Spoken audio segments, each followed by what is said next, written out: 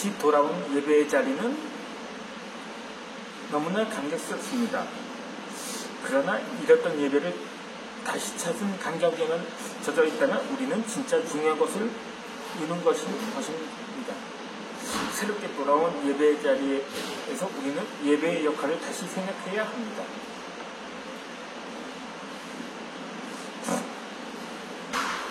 주일에는 일주일에 한 번 하늘 양식을 맛있게 만들어 먹는 소중한 자리입니다. 그러나 예배는 거기서 그치지 않습니다.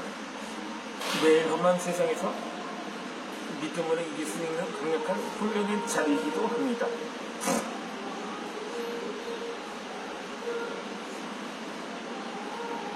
특별히 찾은 공예배에서 후자의 기능을 강화해야 합니다.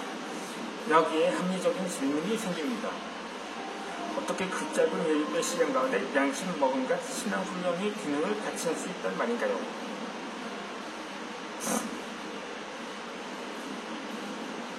짧은 예배 시간이지만 그 안에 사도신경으로 드리는 신앙 고백과 축도는 더할 나위 없이 좋은 신앙 훈련 시간입니다.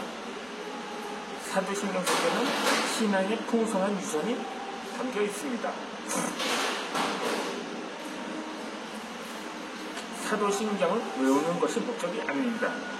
그 안에 담겨 있는 대로 창조로부터 종말에 이르는 거룩한 지식을 내가 믿는 것이나 그 믿음대로 살면서 하나님께 영광을 돌리는 것이 목적입니다.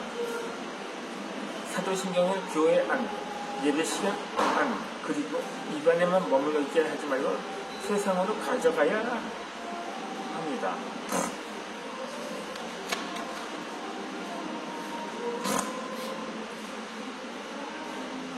과거와 현재와 미래, 곧 영원부터 영원까지 꿰뚫어 볼 수 있는 관점이 놀랍게도 짧은 사도신경에 정확히 담겨 있습니다. 그러므로 창조로부터 계획된 미래의 확실한 소망을 가지고 오늘의 세상에서 만나는 고난을 넉넉히 이기소록 사도신경은 삶에서 함께 해야 합니다. 주일 예배 가운데 신자의 관점 훈련을 하면서 확실히 있는 생활까지 훈련하는 것이 사도신경 시간입니다. 축도 또한 마찬가지로 단순히 예배를 끝내는 공식적인 멘트가 아닙니다. 축도는 우리의 신앙을 예배 마지막에 담금질을 해서 그 뜨거운 하나님의 사람을 세상에 파송하는 자리입니다. 필자가 청년부 시절에 이렇게 축도한 적이 있습니다. 청년들에게 강대상을 바라보지 말고 동서남북 세상에 내 방향을 향하라고 삼기에 축도했습니다.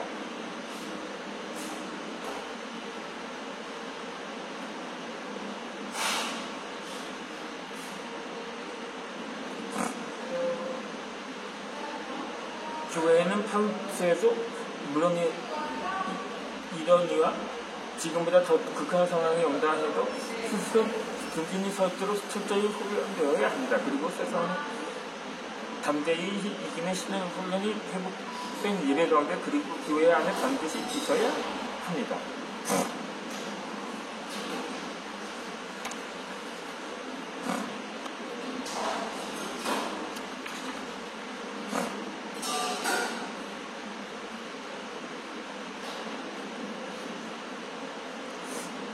그리고 예배는 말씀에 푹 잠겨야 합니다. 아울러 예배는 성령에 푹 잠겨야 합니다. 이 잠김이란 충만의 다른 표현이기도 합니다. 예수님이 수가성 여인에게 분명히 말씀하셨습니다.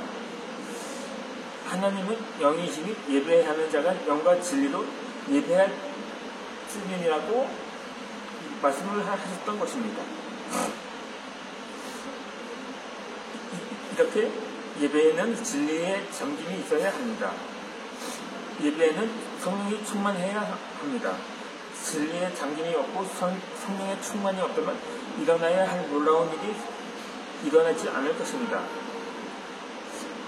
아람의 부매장과 나아만이 말씀대로 요단강 물에 몸을 7번 잠그자 그 병이 깨끗하게 나았다고 하죠. 마찬가지로 예수님이 물에 잠기셨다가 나오실 때 성령이 임하셨고 하나님의 음성도 들렸던 것입니다.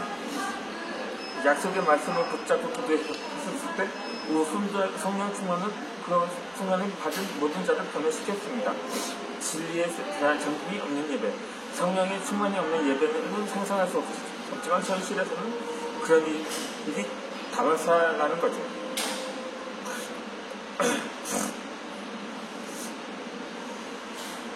에스겔서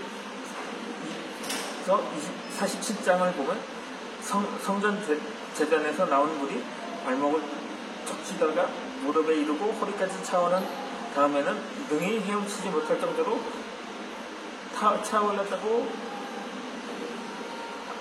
나옵니다.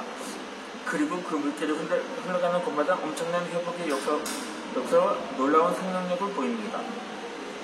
말씀의 잠김, 성령의 충만이 아니고는 그런 일이 있을 수가 없는 것입니다.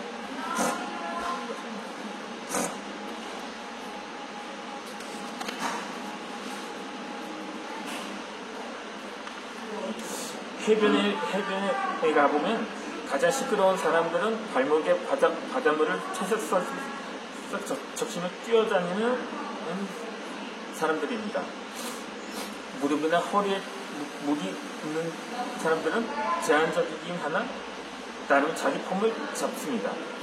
푹 잠긴 사람들은 아예 보이지도 않으니 떠들거나 무게 잡을 일이 없습니다. 그러니까 푹 잠긴 사람들은 놀랍고 새로운 변화를 일으킵니다. 그러므로 잠김은 놀라움을 지향합니다. 충만은 변화를 일으킵니다. 물에 살짝 담그는 것처럼 예배도 그렇게 만족하지 말아야 합니다. 예배 내용은 어떻게든 예배가 끝나는 것에 가장 큰 기쁨을 보이는 신자들도 간혹 있습니다. 그래서는 예배 가운데 푹 잠김이 없이 나오는 것을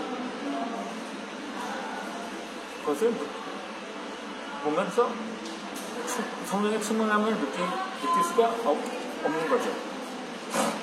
하나님을 예배에서 만나고 나온 사람은 또다 진리에 부여하며 넘치도다 성령의 충만함이여 라는 고백하면 나서야 하지 않을까요? 우리가 성도라면 우리가 교회의 잠김을 맛보지 못하고 충만함을 누리지 못하는 것에 대한 거룩한 불만으로 가득 있어야 합니다.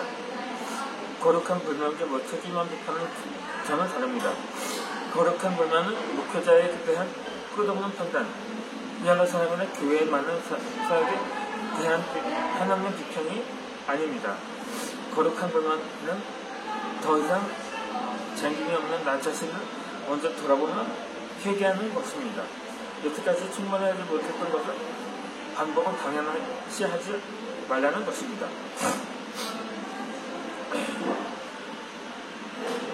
지금까지 진리에 대한 잠김에 대한 경험이 없었는데 여태까지 성령의 충만에 대한 체험이 없었는데 아무렇지도 않게 다음 예배를 똑같이 맞이하려는 용기가 무엇인가요? 이 잠김과 충만에 대한 비점이 없기 때문인가요?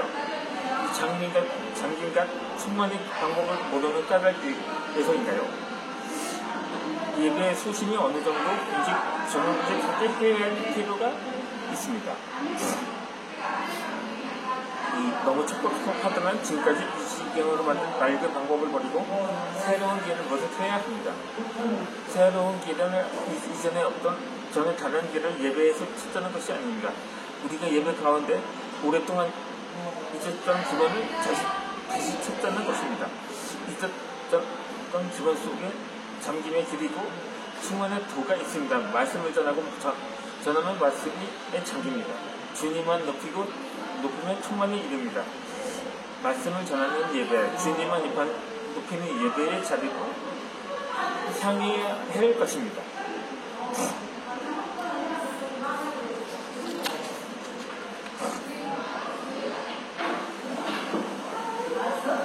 이 예배와 문화에 관한 나이로비 선언문이 있습니다.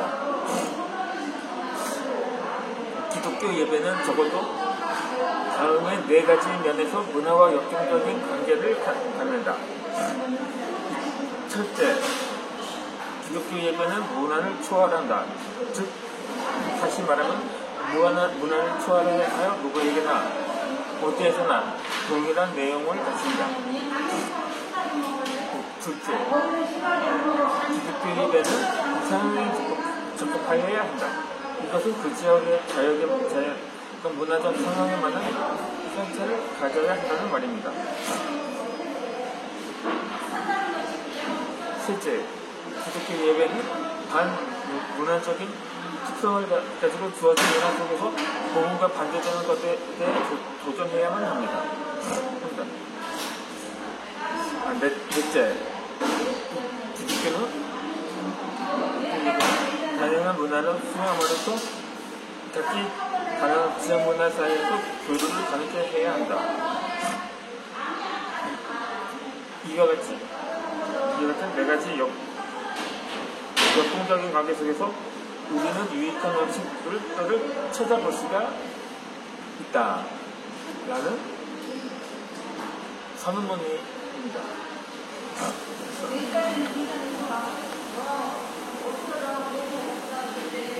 그렇게 예배는 복음을 진술하는 시간입니다. 예배 가운데 복음을 들을 수 없다면 무엇을 위한 예배이겠는가요? 복음은 하나님이 주도하신 어마어마한 구원 이야기입니다. 어디서도 들을 수 없고 상상할 수도 없는 충격적인 내용을 담고 있기에 복음이 진술되고 나타나는 순간마다 예배자들은 전율하지 않을 수 없습니다. 이 복음 가운데 용서의 이야기만 해도 그렇습니다. 죄인이라면 하나님의 진노를 받아야 마땅합니다. 그런데 예수님의 보혈을 시킴받아 잊었다고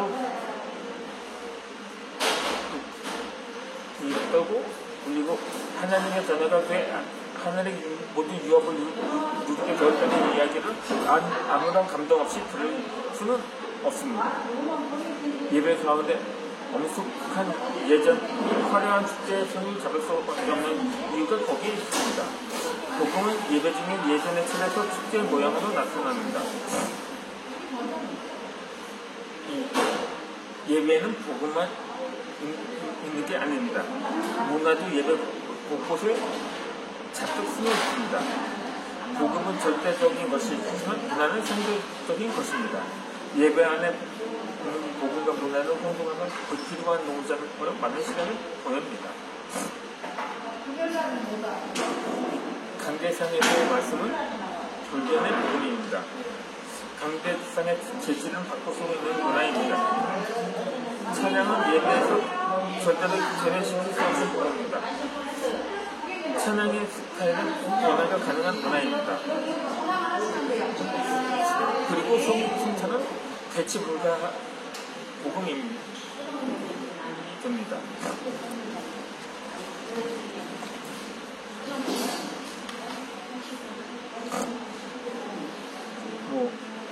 하지만 성찬 중에 사용되는 빵이나 떡은 고정되지 않는 문화입니다.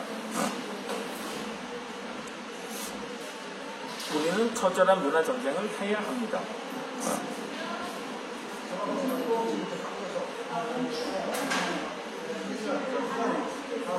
그것은 교회 밖에서입니다. 기독교 문화는 하나님을 떠난 세속 문화와의 싸움은 피할 수 없습니다. 목적은 분명합니다. 문화는 자연을 상대로 한 인간 활동의 결과라는 사전적 정의에서 문화의 목적을 다채로 쓰는 없습니다. 뭐야?